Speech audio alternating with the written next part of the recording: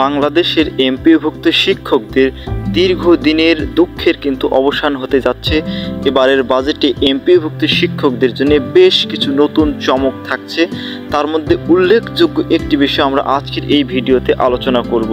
এমপিওভুক্ত শিক্ষকদের বেতন ভাতা কিন্তু সামান্য হলেও বৃদ্ধি পেতে যাচ্ছে। এছাড়াও উল্লেখযোগ্য আরেকটি পরিবর্তন রয়েছে। আমরা নিয়মিত এই ধরনের আপডেট দিয়ে থাকি। চ্যানেলটি সাবস্ক্রাইব করে আমাদের সঙ্গেই থাকবেন। আর হ্যাঁ, ভিডিওতে একটি লাইক দিতে ভুলবেন না। আর চলুন আমরা মূল আলোচনায় চলে যাই। এমপিওভুক্ত শিক্ষকরা যখন অবসরে যান তখন কিন্তু 5, 6, 7 বছর বা 8 বছরও লেগে যায় তাদের অবসরের এবং কল্যাণের যে ভাতার টাকা সেটি কিন্তু পেতে।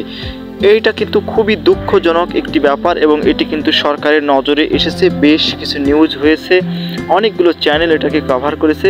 শেষ পর্যন্ত এবারের বাজেটে কিন্তু সাবেক শিক্ষা উপদেষ্টা এবং বর্তমান পরিকল্পনা উপদেষ্টা সুখবর জানিয়েছেন। এবারের বাজেটে কিন্তু অবসর এবং কল্যাণ ভাতার যে বকেয়া সেটি পরিশোধের জন্য বিরাট একটি উদ্যোগ নেওয়া হয়েছে এবং বিগত 5 থেকে 6 বছরের যতগুলো অবসর এবং কল্যাণের বকেয়া রয়েছে এবারের বাজেট থেকে সেটা কিন্তু সম্পূর্ণভাবে পরিশোধ করা হবে। ফলে এমপিওভুক্ত শিক্ষকদের অবসর এবং কল্যাণের ভাতা পেতে যে ভোগান্তি ছিল সেটা কিন্তু একদম দূর হয়ে যাচ্ছে। আগামীতে কিন্তু নতুন পথ কিন্তু শুরু হচ্ছে এবং এমপিওভুক্ত শিক্ষকদের চাকরি কিন্তু আরও আকর্ষণীয় করা হচ্ছে। নতুন যে কোনো তথ্য পাওয়া মাত্রই জানিয়ে দেব। সবাই ভালো থাকবেন, ধন্যবাদ।